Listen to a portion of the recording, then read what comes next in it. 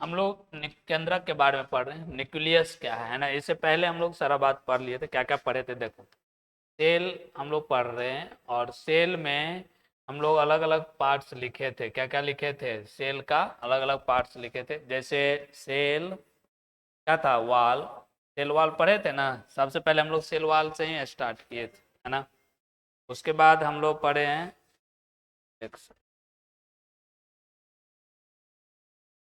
उसके बाद हम लोग सेल मेम्ब्रेन, सेल मेम्ब्रेन पढ़े हैं, है ना। फिर साइटोप्लाज्म,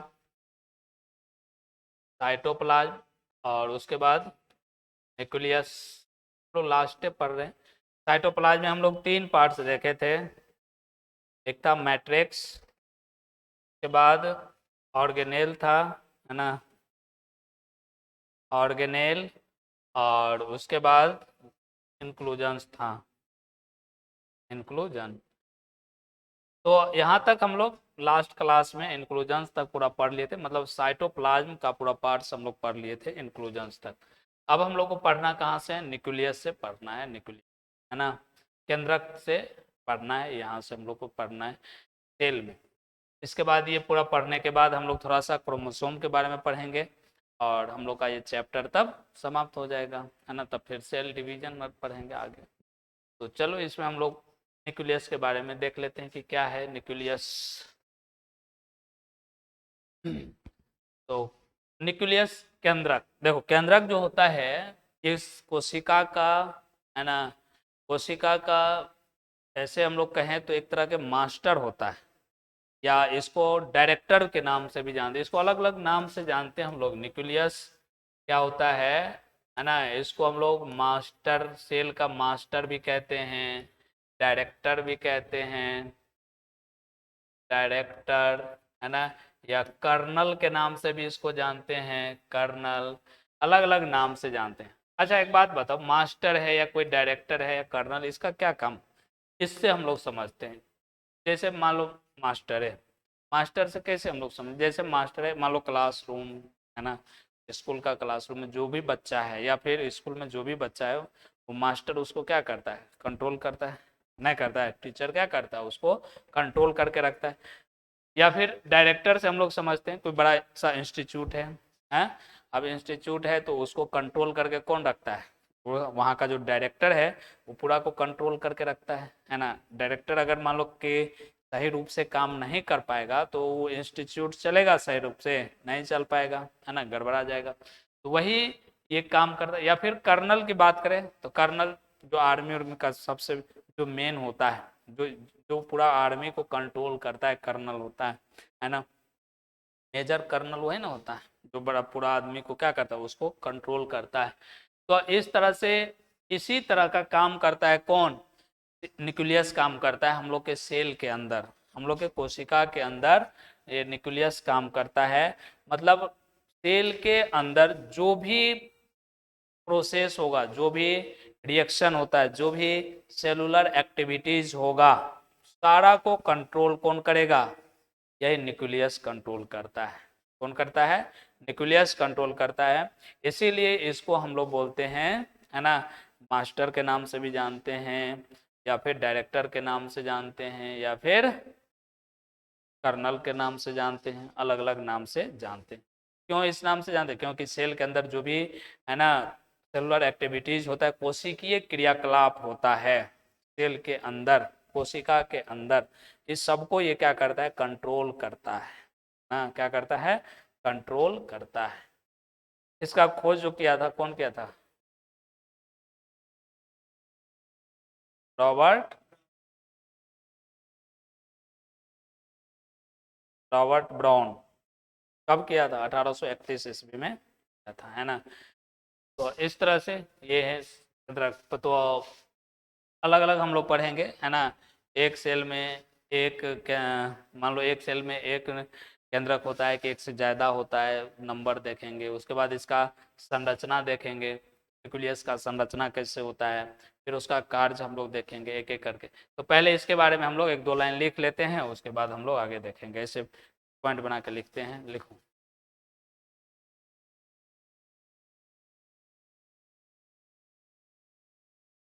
देखो केंद्रक, केंद्रक कोशिकाओं का,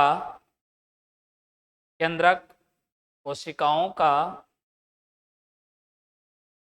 कोशिकाओं का इंग्लिश में लिख लेना मास्टर, कोशिकाओं का मास्टर होता है, कोशिकाओं का मास्टर होता है, कोशिकाओं का मास्टर होता है, लिखा, कोशिकाओं का मास्टर होता है जो जो जो जो कोशिकाओं के अंदर, जो कोशिकाओं के अंदर,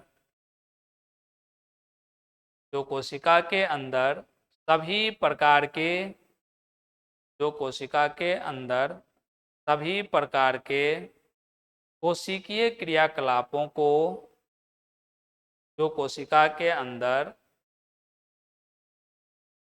कोशिकीय सभी प्रकार के कोशिकीय क्रियाकलापों को, कोशिकीय क्रियाकलापों को नियंत्रित करता है, नियंत्रित करता है, नियंत्रित करता है। इसलिए इसलिए इसलिए केंद्रक को, इसलिए केंद्रक को लिखा, इसलिए केंद्रक को कोशिकाओं का, केंद्रक को कोशिकाओं का, कोशिकाओं का डायरेक्टर या कर्नल भी कहा जाता है। यहाँ लिख ले डायरेक्टर या कर्नल भी कहा जाता है।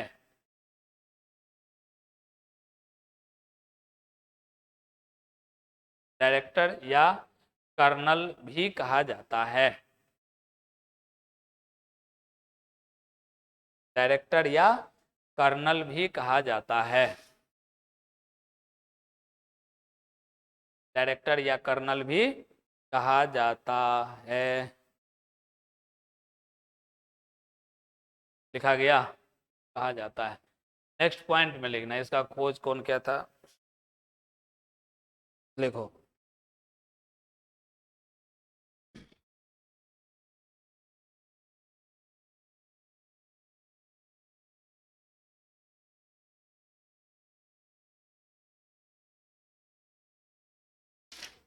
नेक्स्ट पॉइंट दे करके लिखना, लिखो इसका खोज,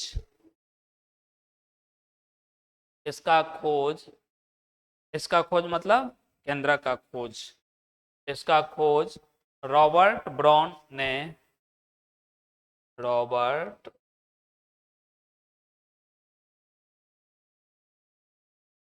रॉबर्ट ब्राउन ने 1831 ईस्वी में किया था। रॉबर्ट ब्राउन नाम है वैज्ञानिक का, रॉबर्ट ब्राउन ने 1831 ईस्वी में किया था। 1831 ईस्वी में किया था।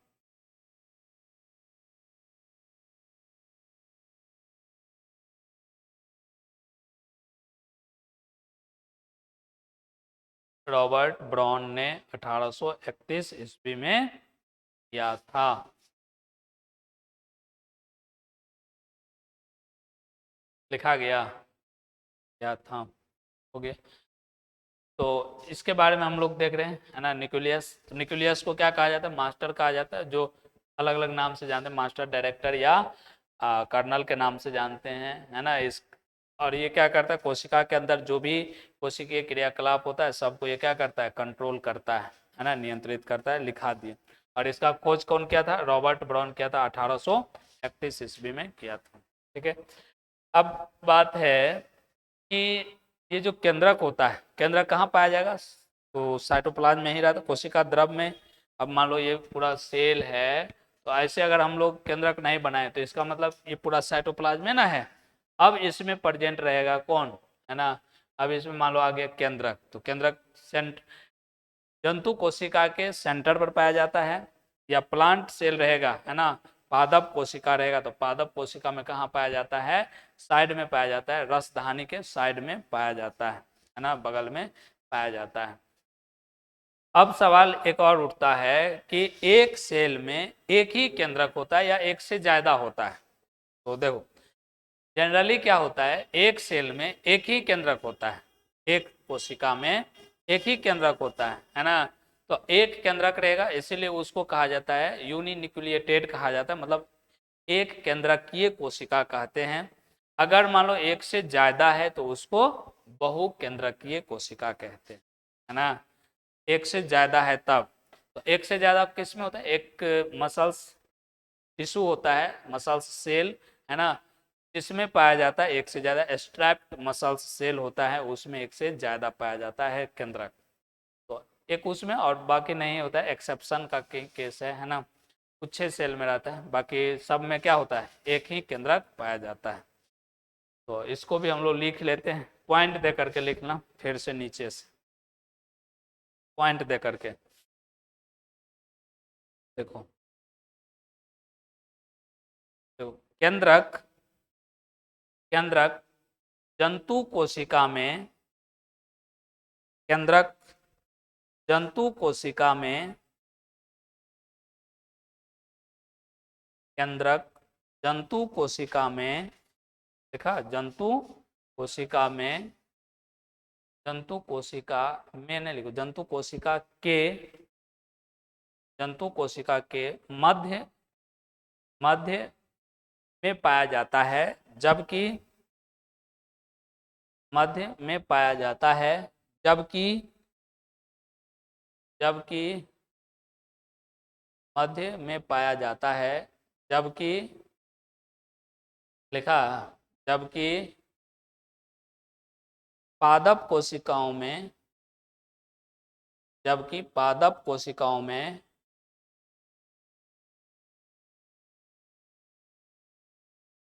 जबकि पादप कोशिकाओं में रसधानी के, रसधानी के बगल में पाया जाता है, रसधानी के बगल में पाया जाता है, रसधानी के बगल में पाया जाता है।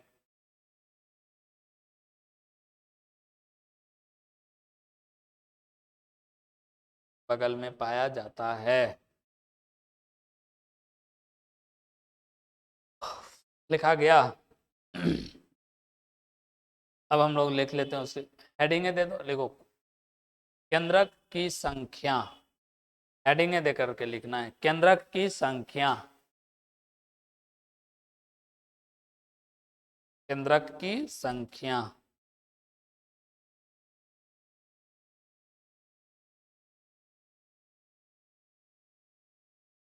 क्या होता है, तो जनरली क्या होता है, एक सेल में एक ही केंद्रक होता है, लेकिन कुछ में होता है जिसमें एक से ज्यादा होता है ना। तो एक केंद्रक रहेगा तो उस सेल को क्या बोलेंगे, यूनिन्यूक्लिएटेड सेल, यानी उसको कहते हैं एक केंद्रकीय कोशिका। और एक से ज्यादा रहेगा तो क्या बोलेंगे, बहु केंद्रकीय कोशिका। अरे एक वचन बहुवचन नहीं पढ़ा है, हिंदी में वचन कितना होता है, संस्कृत में क्या गो, तीन, हिंदी में कौन कौन, हाँ, तो हिंदी में होता है एक वचन और बहुवचन। एक रहेगा तो उसको कहते हैं एक केंद्रकीय, और एक से ज्यादा रहेगा तो बहुकेंद्रकीय कहेंगे, समझा। क्या हेडिंग दिया, तो लिखो इसमें केंद्रक की संख्या, हेडिंग दिया है ना, लिखो उसमें, लिखो सामान्यतः, सामान्यतः, सामान्यतः, सामान्यतः, हाँ लिखो ना, सामान्यतः एक कोशिका में, सामान्यतः एक कोशिका में, सामान्यतः एक कोशिका में, लिखा एक कोशिका में एक ही केंद्रक पाया जाता है, एक ही केंद्रक पाया जाता है, सामान्यतः एक कोशिका में एक ही केंद्रक पाया जाता है, एक ही केंद्रक पाया जाता है जिसे जिसे एक केंद्रकीय कोशिका कहते हैं। एक ही में लिखना, एक केंद्रकीय कोशिका कहते हैं। एक केंद्रकीय कोशिका कहते हैं। कैसे लिख रहे हैं? साथ है लिख रहे हैं ना। एक केंद्रकीय कोशिका कहते हैं। एक केंद्रकीय कोशिका कहते हैं। इसी में लिख लेना। इसी में देखो, जिस कोशिकाओं में अजय लिखो ना, अगला लिखो चाहे उसी में। जिस कोशिकाओं में एक से अधिक, लिखो ना उसी में लिखो, नहीं तो अगला जो लिखना है लिखो। क्या लिखा है? जिस कोशिका में एक से अधिक केंद्रक पाया जाता है, केंद्रक पाया जाता है, एक से अधिक केंद्रक पाया जाता है, केंद्रक पाया जाता है, कौमा उसे बहुकेंद्रकीय कोशिका कहते हैं।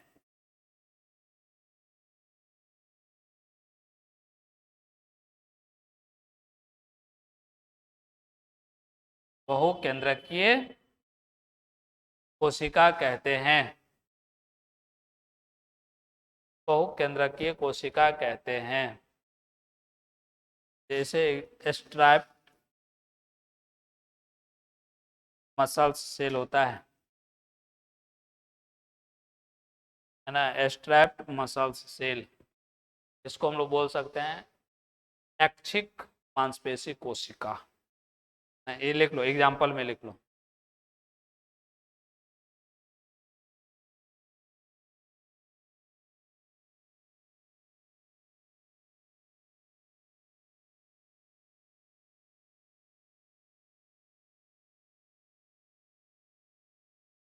लिखा गया एग्जाम्पल में।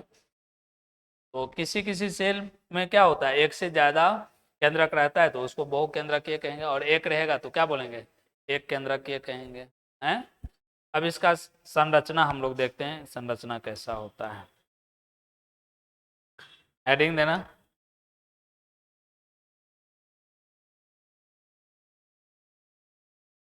केंद्रक की संरचना।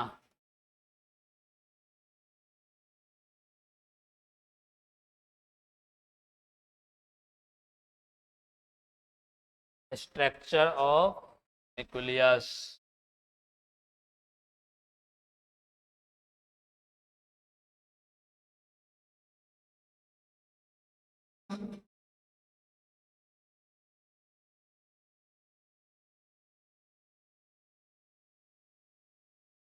देखो, न्यूक्लियस का स्ट्रक्चर बनाना है, पहले देख लो कैसे बनाते हैं, उसके बाद बना लेना।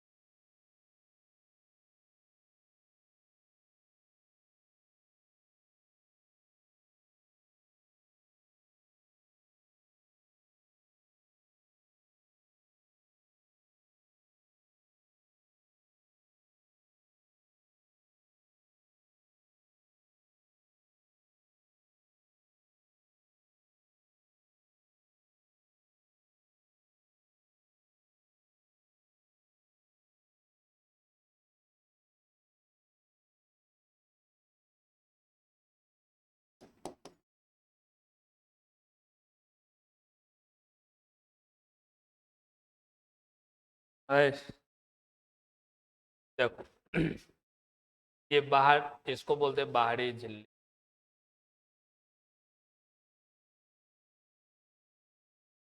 और ये अंदर का है तो इसको आंतरिक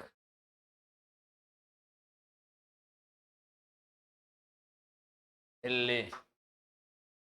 और दोनों को एक साथ मिला के केंद्रक झिल्ली, क्या बोलेंगे, केंद्रक, केंद्रक झिल्ली, है ना। और अंदर में जो रहते हैं इसको बोलते हैं न्यूक्लियोप्लाज्म, केंद्रक द्रव्य।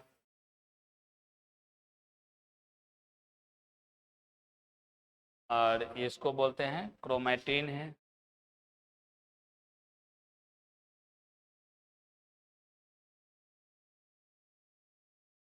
क्रोमैटिन है। और ये पीला वाला जो रहता है इसको क्या बोलते हैं, केंद्रिका।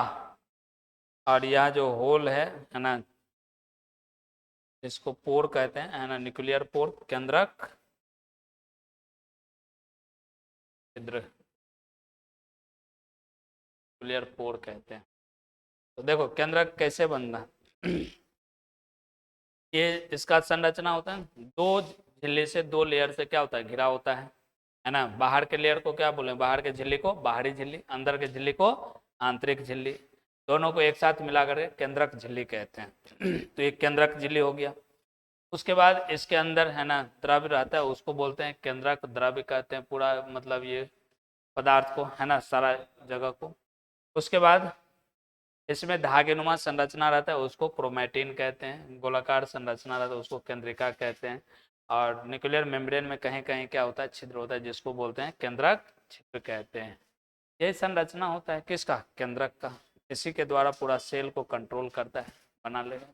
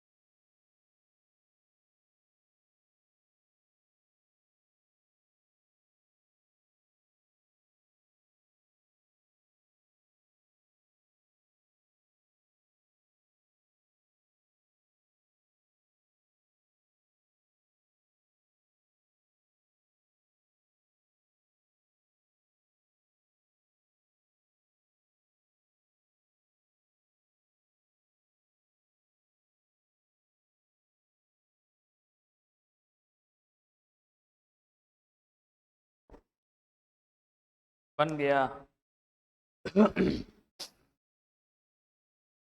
अब बनाओ।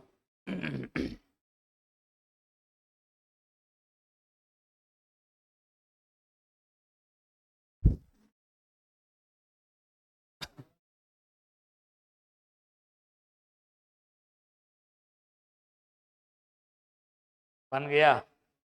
बन बन गया पीछे। तो देखो इसमें कितना झिल्ली से घिरा हुआ है, दो झिल्ली से, है ना। अच्छा, और नाम बताओ कौन कौन कोशिकांग है जो दो झिल्ली से घिरा होता है। माइटोकॉन्ड्रिया और प्लास्टिड, और एक ये है ना। इसके अलावा और कोई ऐसा ऑर्गेनेल नहीं है, या कोशिका के अंदर कोई ऐसा, है ना, सबस्टांस नहीं है जो दो लेयर से घिरा होगा। केवल यही तीन गो हैं। कौन कौन? एक माइटोकॉन्ड्रिया, माइटोकॉन्ड्रिया में भी दो झिल्ली से घिरा होता है, और प्लास्टिड में भी दो झिल्ली से घिरा होता है, और एक न्यूक्लियस है, इसमें भी दो झिल्ली होता है। हाँ, तो इसको याद रखना है। अब इसका कार्य लिखते हैं। देखो इसी तरह का संरचना है, बाहर के लेयर है इसीलिए इसको बाहरी झिल्ली कहते हैं। बाहर के लेयर है, सबसे बाहर के लेयर है ना, इसीलिए बाहरी झिल्ली। और अंदर के लेयर है इसीलिए इसको आंतरिक झिल्ली कहते हैं। दोनों को एक साथ मिला करके क्या बोलेंगे? केंद्रक झिल्ली कहेंगे, है ना। और इसके अंदर जो भी द्रव है इसको हम लोग केंद्रक द्रव्य कहते हैं। देखो हम द्रव नहीं बोल रहे हैं, है ना, ये द्रव अलग है और ये द्रव्य अलग होता है, दोनों में अंतर है ना। ये द्रव होता है पानी वाला, जल वाला द्रव, और ये द्रव का मतलब पदार्थ, ये द्रव का मतलब पदार्थ होता है, तो ध्यान देना इस पर। और इसके अंदर क्या होता है? धागे नुमा संरचना होता है ना, धागा जैसे बहुत सारा लपेटा हुआ रहता है, इसको बोलते हैं क्रोमैटिन कहते हैं। और इसके अंदर एक गोलाकार संरचना होता है, ये जो दिख रहा है ना, इसको केंद्रिका कहते हैं। और केंद्रक झिल्ली जो होता है, केंद्रक झिल्ली में कहीं कहीं पर क्या होता है? छिद्र होता है, जिसको बोलते हैं केंद्रक छिद्र कहते हैं। यही केंद्रक का संरचना है ना।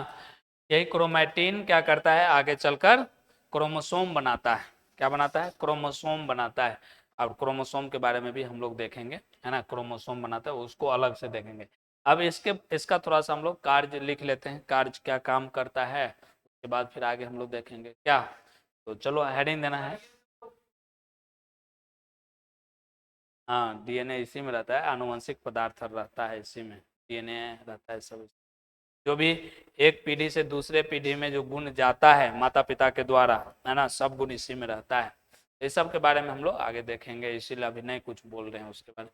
फंक्शन में लिखा देते हैं, फंक्शन में लिखा, हेडिंग हम लोग ले लेते हैं क्या? केंद्रक का कार्य।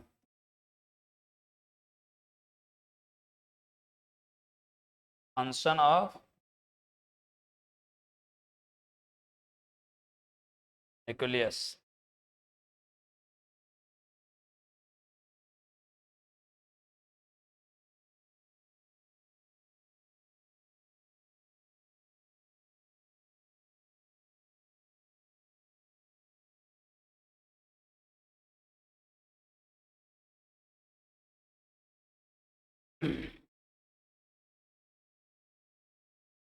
लिखा गया, लिखो इसमें केंद्रक का कार्य में पहला पॉइंट देखना। देखो इसमें इसमें आनुवंशिक पदार्थ के साथ साथ, इसमें आनुवंशिक पदार्थ के साथ साथ, इसमें आनुवंशिक पदार्थ के साथ साथ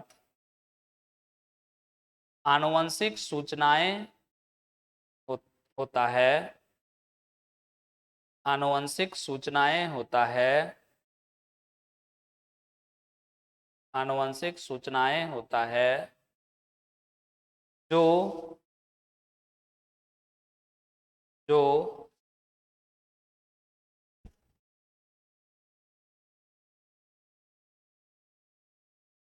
क्या लिखा?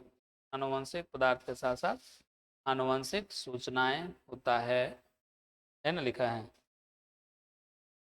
सूचनाएं होता है जो जैव प्रक्रम के लिए, जैव प्रक्रम के लिए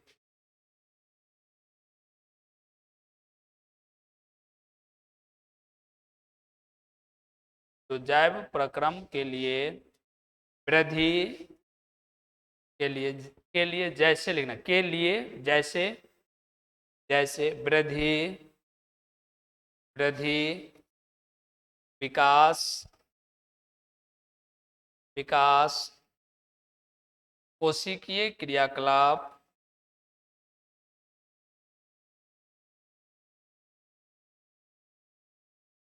कोशिकीय क्रियाकलाप, कौमा जनन, जनन, कौमा व्यवहार, व्यवहार, व्यवहार, व्यवहार इत्यादि, इत्यादि को नियंत्रित करता है, इत्यादि को नियंत्रित करता है।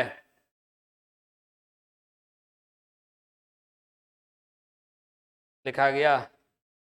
देखो सेकेंड पॉइंट लिखो, पहला पॉइंट सेकेंड पॉइंट में लिखो केंद्रक, केंद्रक नहीं लिखो, लिखो यह सभी प्रकार के, यह सभी प्रकार के, यह सभी प्रकार के कोशिकीय क्रियाकलापों को नियंत्रित करता है,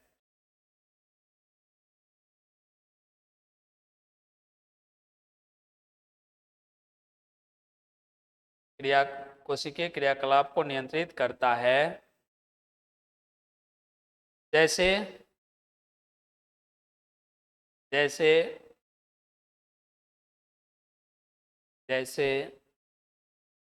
डीएनए से, एक सेकंड क्या लिखा, जैसे डीएनए, हाँ ठीक है, डीएनए से आरएनए, डीएनए से आरएनए का बनना, का बनना, कॉमा विशेष प्रकार के प्रोटीन, विशेष प्रकार के प्रोटीन और एंजाइम, विशेष प्रकार के प्रोटीन और एंजाइम का संश्लेषण करना, का संश्लेषण करना, संश्लेषण करना इत्यादि, इत्यादि। लिखो नेक्स्ट पॉइंट लिखो, लिखो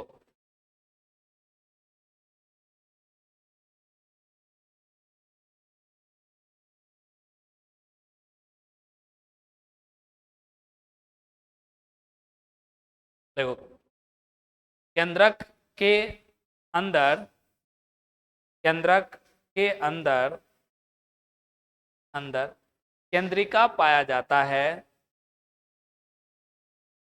केंद्रक के अंदर केंद्रिका पाया जाता है, केंद्रिका पाया जाता है, जो, जो राइबोसोम का निर्माण करता है, जो राइबोसोम का निर्माण करता है, राइबोसोम का निर्माण करता है।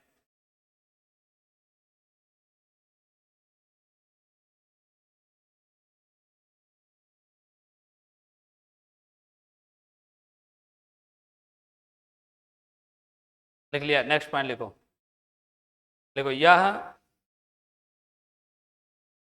यह कोशिका विभाजन को भी नियंत्रित करता है,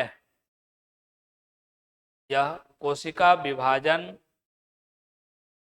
कोशिका विभाजन को भी नियंत्रित करता है, कोशिका विभाजन को भी नियंत्रित करता है, कोशिका विभाजन को भी नियंत्रित करता है, नियंत्रित करता है। लिख लिया, कोशिका विभाजन का भी नियंत्रण। तो देखो हम लोग क्या क्या लिखे हैं। पहला बात हम लोग लिखे हैं, इसका कार्य पढ़ रहे हैं किसका, केंद्रक का, है ना। और पहला पॉइंट हम लोग क्या लिखे हैं, पहला पॉइंट लिखे हैं कि केंद्रक के अंदर, है ना, केंद्रक में आनुवंशिक सूचना पाया जाता है, आनुवंशिक सूचना पाया जाता है, आनुवंशिक सूचनाएं, है ना, इसके साथ आनुवंशिक पदार्थ, आनुवंशिक पदार्थ पाया जाता है ना। आनुवंशिक पदार्थ के साथ साथ आनुवंशिक सूचना होता है ना। जो इसमें क्या होता है, सारा गुण इसमें रहता है, सारा चीज को ये क्या करे, कंट्रोल करे। जैसे कोई ग्रोथ कर रहा है, वृद्धि कर रहा है, कोई विकास कर रहा है, प्रजनन हो रहा है, कोशिका के अंदर जो भी क्रियाकलाप हो रहा है, ये सब इसके अंदर है ना कोडिंग किया हुआ रहता है। इसके द्वारा सब इसको क्या करता है, कंट्रोल करता है ना। दूसरा बात हम लोग लिखे हैं कि कोशिका क्या करता है, जितना भी सेलुलर एक्टिविटीज होता है, सेलुलर एक्टिविटीज का मतलब कोशिकीय क्रियाकलाप जो भी होता है। जैसे डीएनए से क्या बनता है, डीएनए से आरएनए बनना है ना, आरएनए बनना है ना, या अलग अलग तरह के प्रोटीन का संश्लेषण करना, प्रोटीन सिंथेसिस करना विशेष प्रकार के, या फिर एंजाइम का सिंथेसिस करना है ना, एंजाइम सिंथेसिस करना, ये सब में क्या करता है, ये भाग लेता है। कौन, न्यूक्लियस, केंद्रक है ना। तीसरा बात लिखे हैं हम लोग कि केंद्रक के अंदर है ना न्यूक्लियोलस पाया जाता है, केंद्रिका, न्यूक्लियोलस पाया जाता है, जो क्या करता है, राइबोसोम का है ना, राइबोसोम का फॉर्मेशन करता है। क्या करता है, राइबोसोम का फॉर्मेशन, राइबोसोम का निर्माण करता है। निर्माण करने में लिखे हैं सब पॉइंट लिखे हैं, उसमें यही बात सब लिखे हैं है ना। तीसरा पॉइंट में लिखे हैं राइबोसोम का निर्माण करता है। कौन, जो केंद्रक के अंदर केंद्रिका पाया जाता है। तो बहुत बार पूछ देता है कि राइबोसोम का संश्लेषण किसके द्वारा होता है, तो केंद्रिका के द्वारा। तो कहाँ पाया जाता है, केंद्रक के अंदर पाया जाता है, और लिखाए हैं हम वैसे है ना। और चौथा बात लिखे हैं कि जब सेल डिवीजन होता है ना, सेल डिवीजन होता है, इस सेल डिवीजन में भी ये क्या करता है, अपना इसको कंट्रोल करता है। सेल डिवीजन, सेल डिवीजन मतलब कोशिका विभाजन, कोशिका का जो विभाजन होता है उसमें भी इसका अपना रोल होता है, उसको कंट्रोल करता है। ये बात हम लोग देखें है ना। न्यूक्लियस का कार्य हम लोग पढ़े, क्या पढ़ रहे हैं, न्यूक्लियस का कार्य हम लोग देखे, तो ये था न्यूक्लियस के बारे में। अभी इसी में हम लोग थोड़ा सा राइबोसोम के बारे में भी देख लेते हैं। राइबोसोम, सॉरी राइबोसोम कहते हैं, क्रोमोसोम, क्रोमोसोम पढ़ते हैं है ना, क्रोमोसोम, राइबोसोम नहीं, क्रोमोसोम।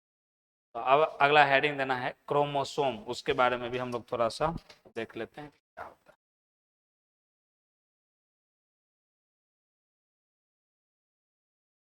क्रोमोसोम, या इसी को कहें गुणसूत्र भी लिखा, ऐसे लिखो, हिंदी में बोलते हैं गुणसूत्र,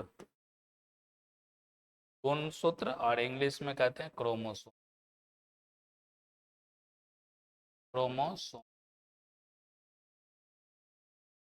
गुणसूत्र या क्रोमोसोम।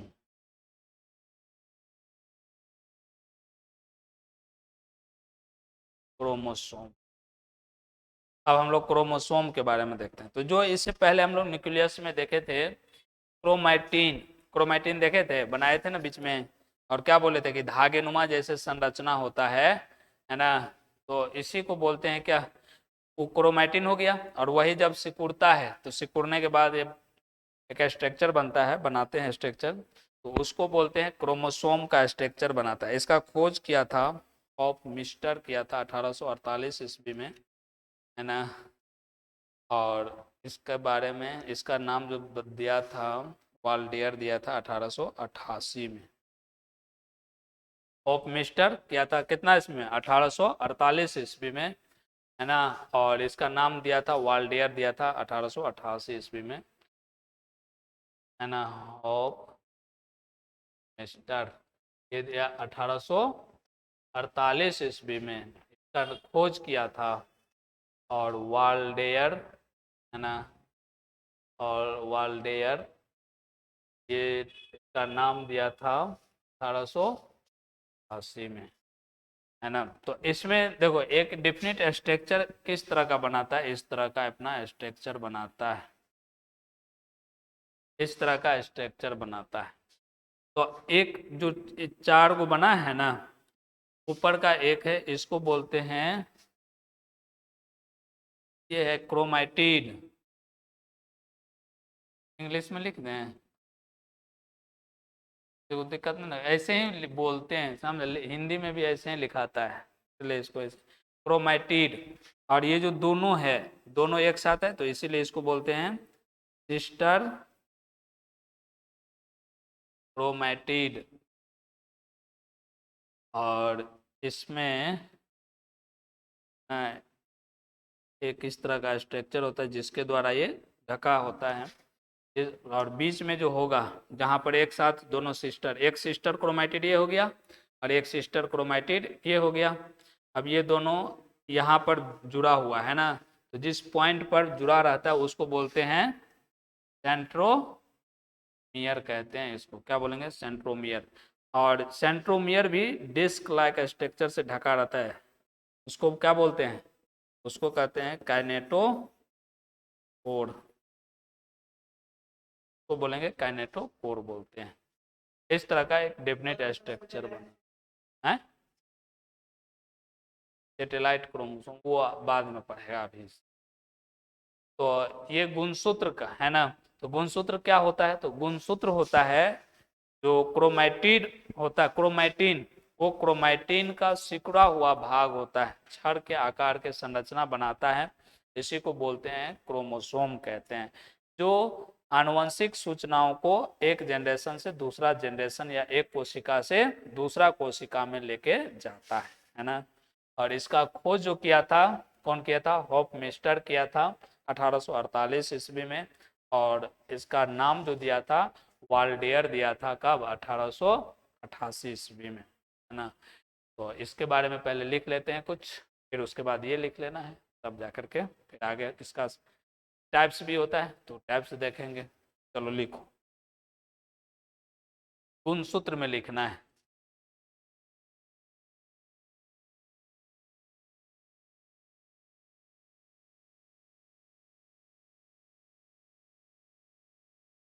लिखो क्रोमैटिन, क्रोमैटिन, क्रोमैटिड मत लिख लेना, क्रोमैटिन कह रहे हैं, है ना।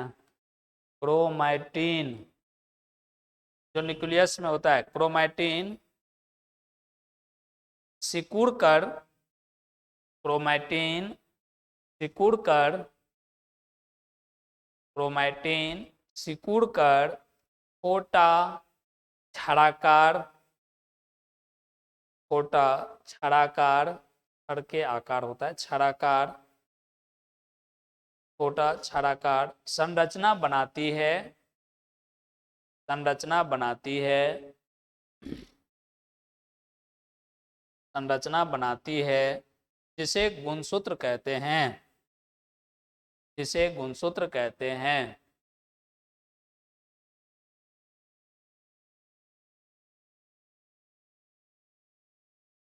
में लिखना, इसमें आनुवंशिक सूचनाएं, एक सेकंड, क्या लिखा? इसमें आनुवंशिक पदार्थ लिखना, आनुवंशिक पदार्थ के साथ साथ, आनुवंशिक पदार्थ के साथ साथ आनुवंशिक सूचनाएं होते हैं, आनुवंशिक पदार्थ के साथ साथ आनुवंशिक सूचनाएं होते हैं, आनुवंशिक सूचनाएं होते हैं, आनुवंशिक सूचनाएं होते हैं, जो जो एक कोशिका से दूसरे कोशिका, एक कोशिका से दूसरे कोशिका, या जो एक कोशिका से दूसरे कोशिका, या या एक पीढ़ी से दूसरे पीढ़ी या एक पीढ़ी से दूसरे पीढ़ी स्थानांतरण करता है, स्थानांतरण करता है,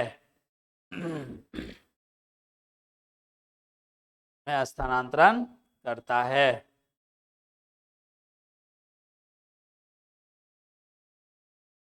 हो गया? हो गया। नेक्स्ट पॉइंट तो समझ में आया क्या होता है? जो क्रोमैटिन होता है वो क्रोमैटिन सिकुड़ करके छड़ के आकार जैसे बनाए हैं स्ट्रक्चर, इस तरह का संरचना बनाता है, इसी को बोलते हैं क्रोमोसोम। समझा।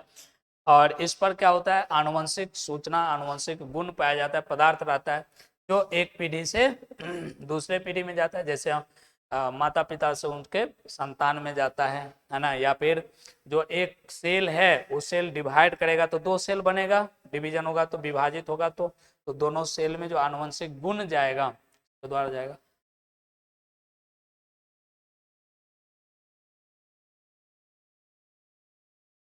हो गया ना। अब इसका लिख लेते हैं, इसका खोज कौन किया था, लिख लो। लिखो, इसका खोज ऑफ मिस्टर ने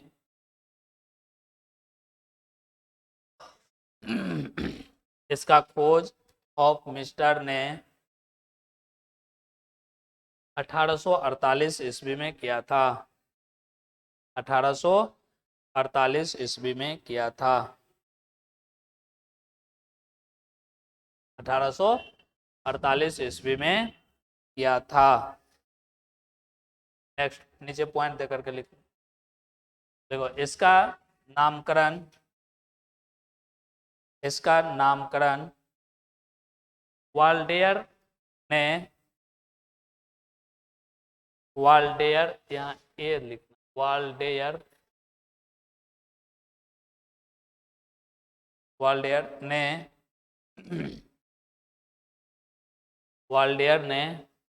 1888 ईस्वी में दिया था।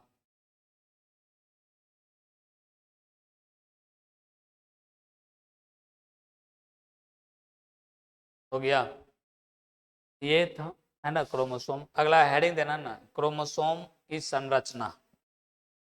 क्रोमोसोम की संरचना, स्ट्रक्चर ऑफ क्रोमोसोम,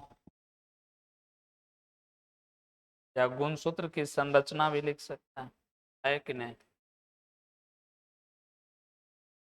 गुणसूत्र की संरचना।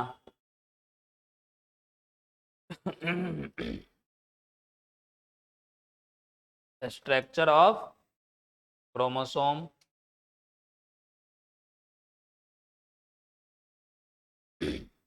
स्ट्रक्चर ऑफ क्रोमोसोम, बना लो इसको, बना लो।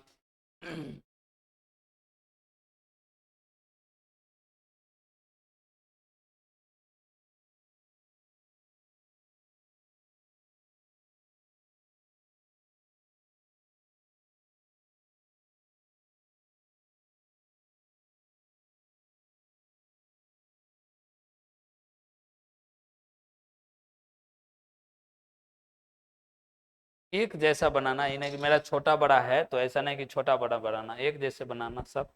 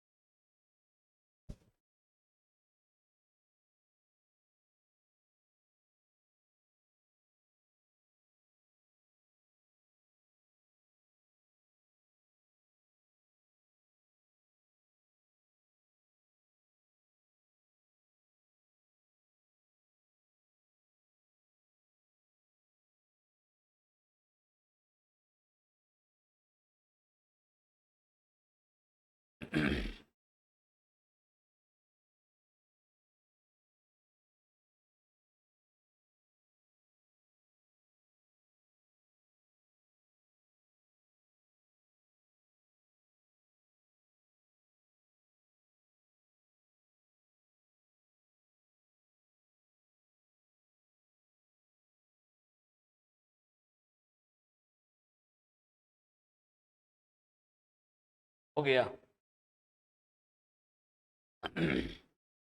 इसका प्रकार जानते हैं, है ना, 4 तरह के होता है, अलग अलग प्रकार के देखते हैं। हम लोग में क्रोमोसोम की संख्या कितना है जी, है लोग में 40। सबने पता है, नहीं पता है जी, मालूम है ना, तो नहीं ना लिखाना है इसके बाद। अगला हेडिंग देना, देखो क्रोमोसोम के प्रकार।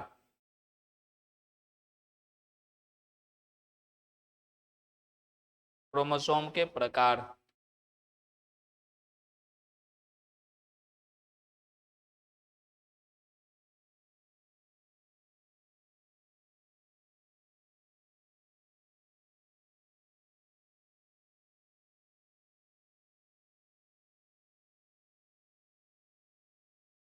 क्रोमोसोम के प्रकार लिखा, लिखो क्रोमोसोम के प्रकार में नीचे से लिखना क्रोमोसोम के प्रकार। देखो सेंट्रोमियर, सेंट्रोमियर, सेंट्रोमियर के स्थिति के आधार पर, सेंट्रोमियर के स्थिति के आधार पर सेंट्रोमियर के स्थिति के आधार पर 4 भागों में, यदि 4 प्रकार के होता है। क्रोमोसोम 4 प्रकार के होता है। क्रोमोसोम 4 प्रकार के होता है। सेंट्रोमियर के स्थिति के आधार पर क्रोमोसोम 4 प्रकार के होता है। 4 प्रकार के होता है। देखो 4 प्रकार के होता है। पहला लिख, पहला होता है मध्य केंद्री,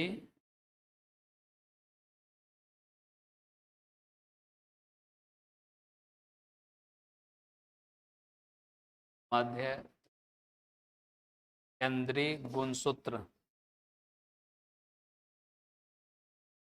मध्य केंद्रीय मतलब इसको कहते हैं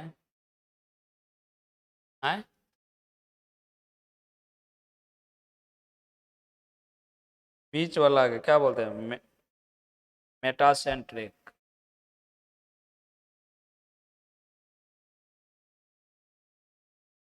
मेटासेंट्रिक क्रोमोसोम।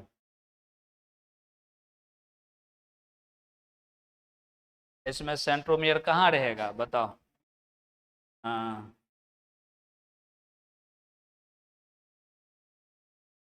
बीच में लग रहा है ना, दोनों साइड बराबर है ना, बीच में है, तो इसको बोलेंगे क्या, मध्य केंद्रीय गुणसूत्र।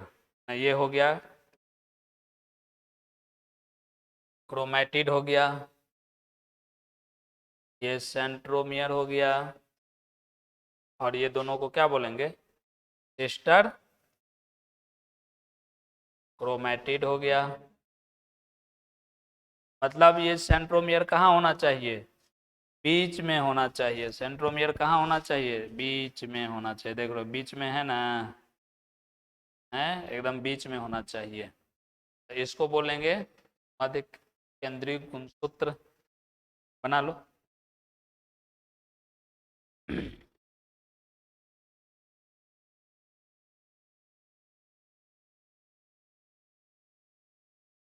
मध्य केंद्रीय गुणसूत्र।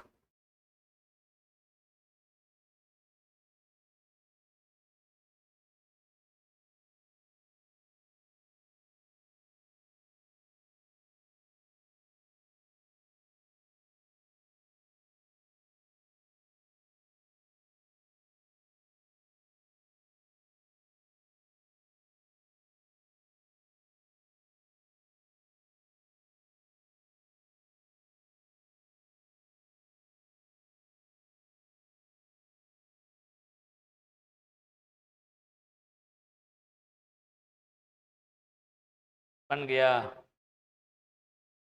इसमें लिख लो।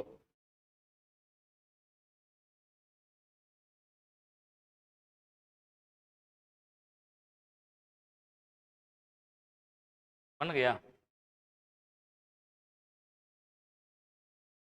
इसी के नीचे है ना पॉइंट ऐसे डैश दे करके लिख लो। देखो इस गुणसूत्र में, इस गुणसूत्र में, इस गुणसूत्र में सेंट्रोमियर, सेंट्रोमियर मध्य भाग में पाया जाता है। सेंट्रोमियर मध्य भाग में पाया जाता है। सेंट्रोमियर मध्य भाग में पाया जाता है, मध्य भाग में पाया जाता है। अगला लिखो। अगला दूसरा नंबर में क्या है? उप मध्य केंद्रीय गुणसूत्र तो बोलते हैं सब मेटासेंट्रिक क्रोमोसोम। इसमें जो होता है ना, बीच में नहीं होकर के हल्का सा बीच से ऊपर रहता है।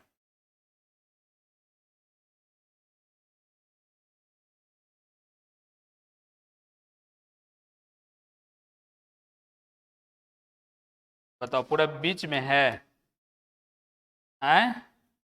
नहीं है बीच में, है ना, बीच से थोड़ा सा ऊपर है ना, या कह सकते हैं कि बीच के नजदीक है, मध्य भाग के नजदीक है ना, बना लो इसको। मध्य भाग के क्या है? नजदीक है। इसको सब में वही बात लिख लेना है, क्रोमैटिड है और ये सेंट्रोमियर है, और ये दोनों को क्या बोलेंगे? सिस्टर क्रोमैटिड है, सिस्टर क्रोमैटिड।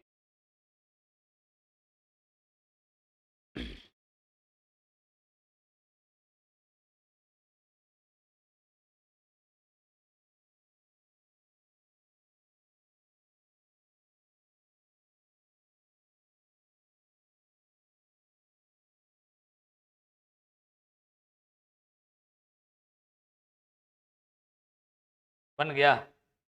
लिख लो। इसमें सेंट्रोमियर मध्य भाग के नजदीक पाया, लिखो ना नीचे। इसमें सेंट्रोमियर, इसमें सेंट्रोमियर मध्य भाग के नजदीक पाया जाता है। इसमें सेंट्रोमियर मध्य भाग के नजदीक पाया जाता है। इसमें सेंट्रोमियर मध्य भाग के नजदीक पाया जाता है।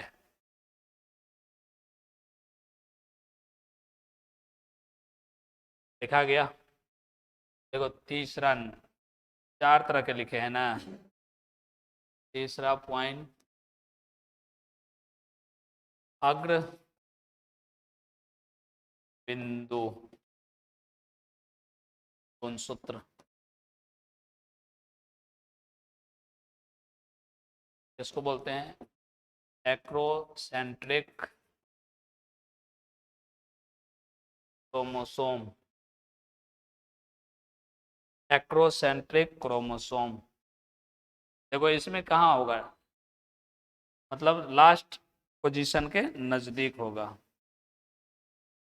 जैसे यहाँ है, थोड़ा सा है ना बड़ा होगा, और ये बड़ा हो जाए।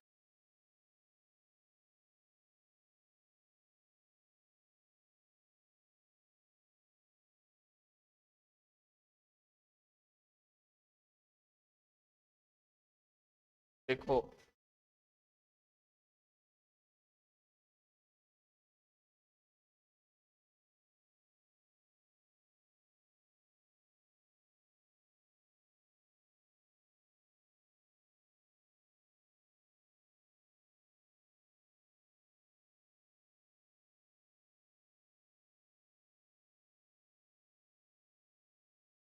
इसमें नाम लिख लेते हैं।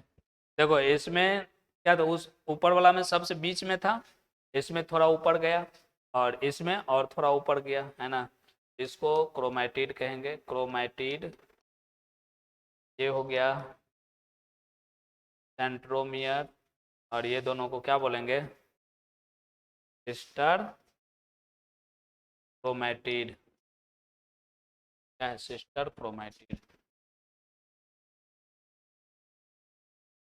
बना लिया है ना? है? लिख लो नीचे। देखो इसमें सेंट्रोमियर इसमें सेंट्रोमियर ठीक है लिख, इसमें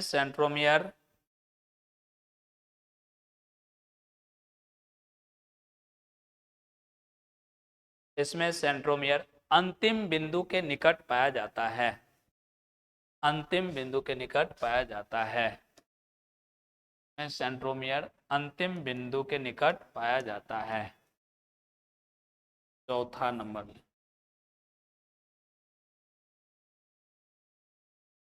अंतःकेंद्री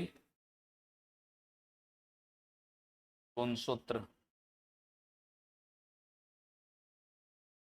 टेलोसेंट्रिक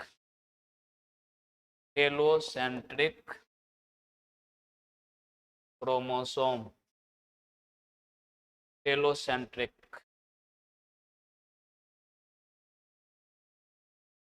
इसमें एकदम लास्ट पॉइंट पर आता है ना, थोड़ा सा खल बढ़ा दो और नीचे बड़ा सा।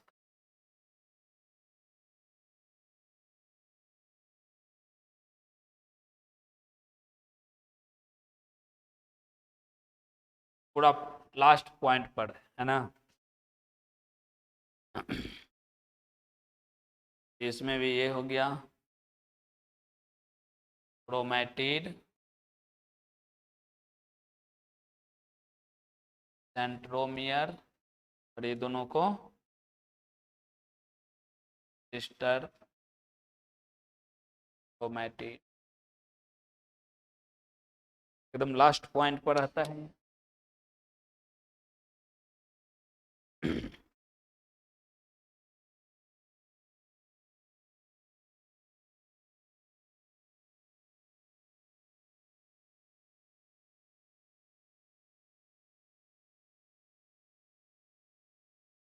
लिखो, इसमें लिख लेते हैं नीचे। तो इसमें सेंट्रोमियर लिख लो नीचे। इसमें सेंट्रोमियर क्रोमोसोम के अंतिम बिंदु पर पाया जाता है। क्रोमोसोम के अंतिम बिंदु पर पाया जाता है, लास्ट पॉइंट पर होता है, अंतिम बिंदु पर पाया जाता है।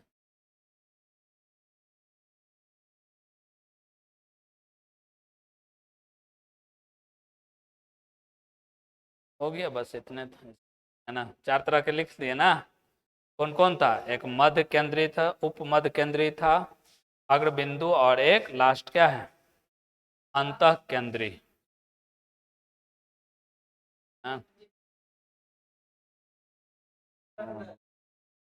सेंट्रोमियर उसको बोलते हैं रेगा। हाँ, सेंट्रोमियर उसमें बीच में था, उसके बाद थोड़ा ऊपर गया है ना, उसके बाद उसके ऊपर, और सबसे लास्ट में सबसे ऊपर आ गया उसका। तो हम लिखे हैं है ना, सेंट्रोमियर के स्थिति के आधार पर है ना 4 तरह के, ये चारों रहे। तो नेक्स्ट क्लास में इससे आगे हम लोग पढ़ेंगे। क्या समझ में आया कि नहीं आया? आसान था, इसमें कुछ है नहीं, रह देते हैं नेक्स्ट क्लास में है ना। कल फिर कल आगे हम लोग